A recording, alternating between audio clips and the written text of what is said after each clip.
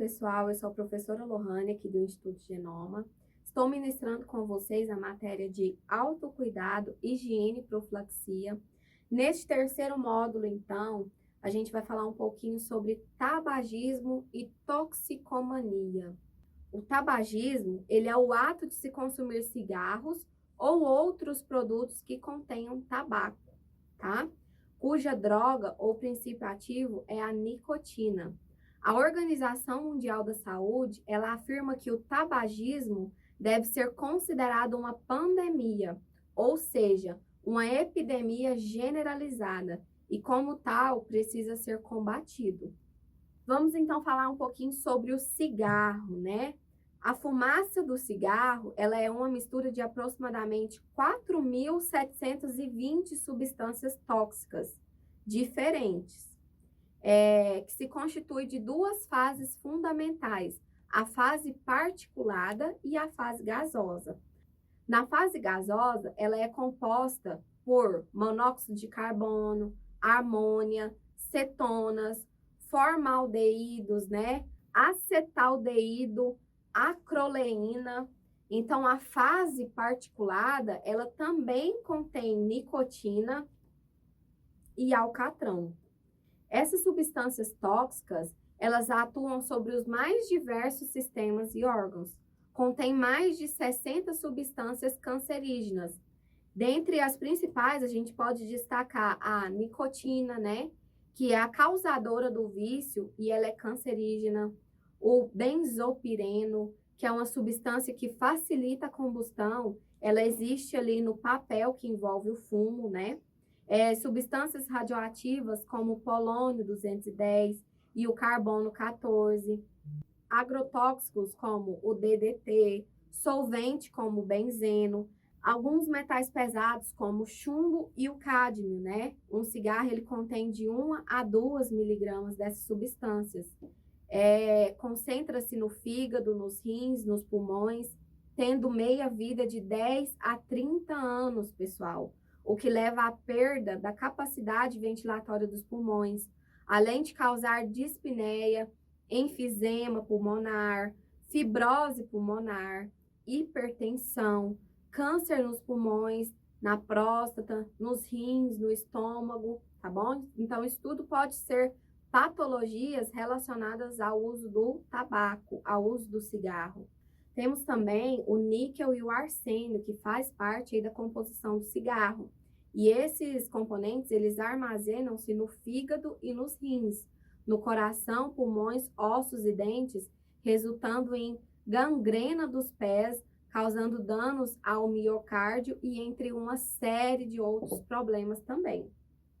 Vamos falar também sobre os derivados do tabaco.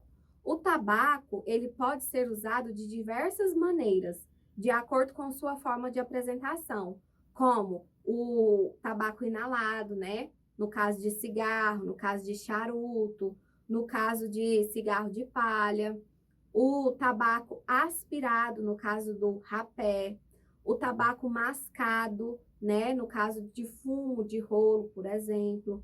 Porém, sob todas as formas, ele é maléfico à saúde.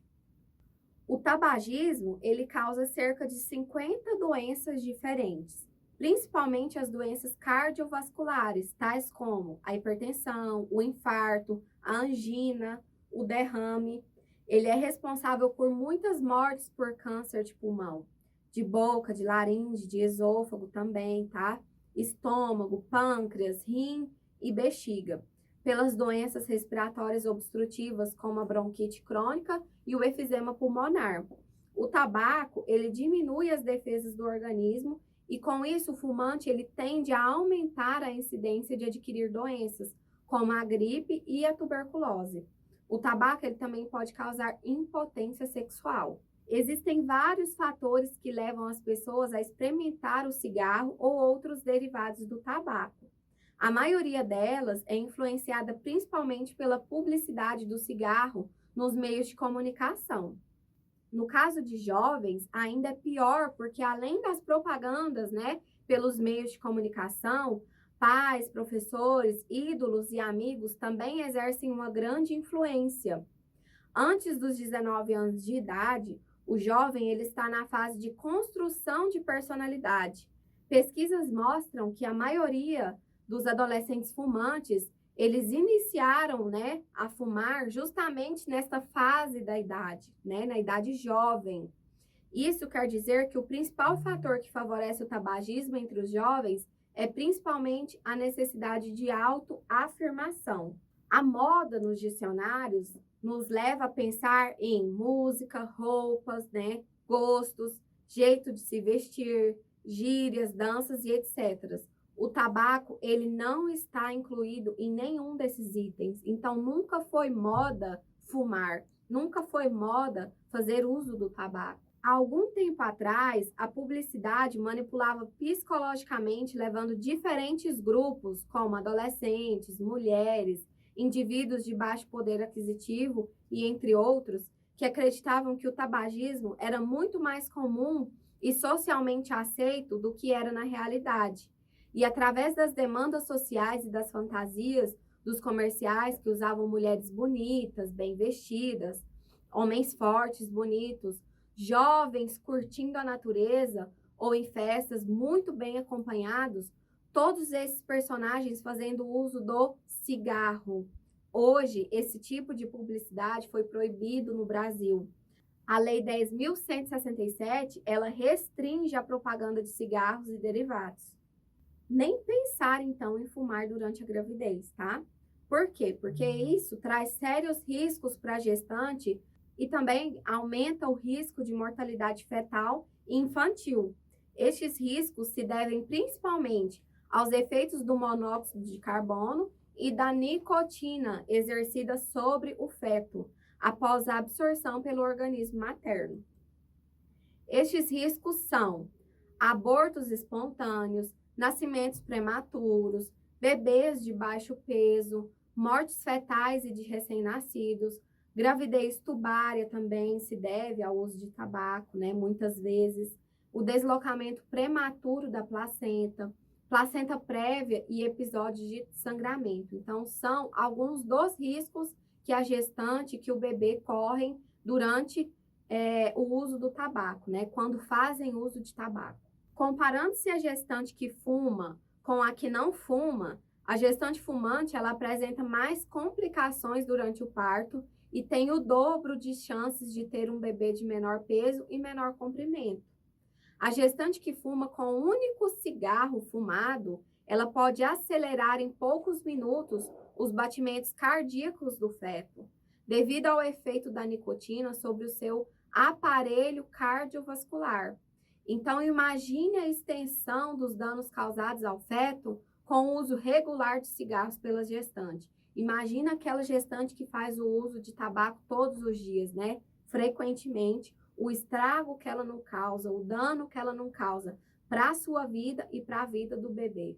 A gestante, o parto e a criança também estão expostos a esses riscos quando a gestante ela é obrigada a viver em um ambiente poluído pela fumaça do cigarro, né? O famoso caso aí da fumante passiva, tá bom? Então, ela absorve substâncias tóxicas de fumaça do mesmo jeito. Então, ela absorve substâncias tóxicas de fumaça do mesmo jeito e passa, né, para o feto através do sangue, assim como a mãe que fuma durante a amamentação. Então, a nicotina, ela passa pelo leite, que é ingerido também pela criança. Então, a mãe, ela tem duas formas de passar a nicotina para a criança, através do leite materno e através do sangue, quando o bebê ainda está na barriga. Só para resumir, então, o que é um ser fumante passivo? Ele é um indivíduo que convive com fumantes e inalam a fumaça de derivados do tabaco em ambientes fechados. Poluição tabagística ambiental, a famosa PTA, ela é a poluição decorrente da fumaça dos derivados do tabaco em ambientes fechados. E segundo a Organização Mundial da Saúde, é a maior responsável pela poluição nesses ambientes. Pesquisas mostram que o tabagismo passivo é estimado como a terceira maior causa de morte evitável no mundo, só perdendo para o tabagismo ativo e o consumo excessivo de álcool. Os não fumantes que respiram a fumaça do tabaco têm um risco maior de desenvolver doenças relacionadas ao tabagismo. Quanto maior o tempo em que o não fumante fica exposto à poluição tabagística ambiental, maior a chance de adoecer. As crianças, por terem uma frequência respiratória mais elevada, elas são mais atingidas, tá? Sofrendo, então, consequências drásticas na sua saúde, incluindo doenças como bronquite, pneumonia, asma e até mesmo infecções de ouvido. Então, só os fumantes que não acreditam que são 9 mortes por hora, 80 mil mortes por ano, 90% dos casos de câncer são de pulmão, 80% dos efezemas pulmonares, 25% dos infartos do miocárdio, 40% dos derrames cerebrais, 10 milhões de pessoas vão morrer nos próximos 30 anos nas Américas. E 4 milhões, pessoal, morrem por ano. 4 milhões de fumantes morrem por ano. Trouxe também para vocês alguns métodos para acabar com o vício. Hoje, já existem no mercado diversos métodos para acabar com o vício do cigarro. Basta querer e ter força de vontade. Este último, ele é o principal. Força de vontade. Agora veremos quais são esses métodos, né? A goma de mascar com nicotina, por exemplo, elas são o quê? Elas são pastilhas que liberam pequenas doses de nicotina, diminuindo, então, os sintomas da abstinência. Porque a pessoa, quando vai parar de fumar, como toda e qualquer droga, a pessoa ela fica em abstinência, tá bom? Temos também os skin patches, que são pequenos adesivos que, colados à pele, liberam mais nicotina do que a goma de mascar. Temos o spray nasal. Este spray, ele libera menos nicotina que a goma e os patches, mas chega mais rápido ao sistema circulatório. Temos o inalante, né? O inalante, ele tem a mesma forma do cigarro, o que leva o indivíduo a achar que está fumando, pois imita o gesto, né? Mão para a boca do fumante, só que 1/3 da nicotina do cigarro. Então, muitas vezes o fumante ele tem esse vício, né, de ficar levando a mão à boca. E isso vai ajudar o fumante, né? Esse inalante ele vai ajudar, porque ele tem o mesmo formato do cigarro. Temos o Zyban. Este é um método sem nicotina. Ele trata-se de uma droga antidepressiva que auxilia nas crises de abstinência. Todos esses métodos, eles devem ser receitados e ter acompanhamento médico. Pessoal, dessa forma, então, a gente encerra por aqui a unidade 1 do módulo 3 e a gente se encontra na próxima.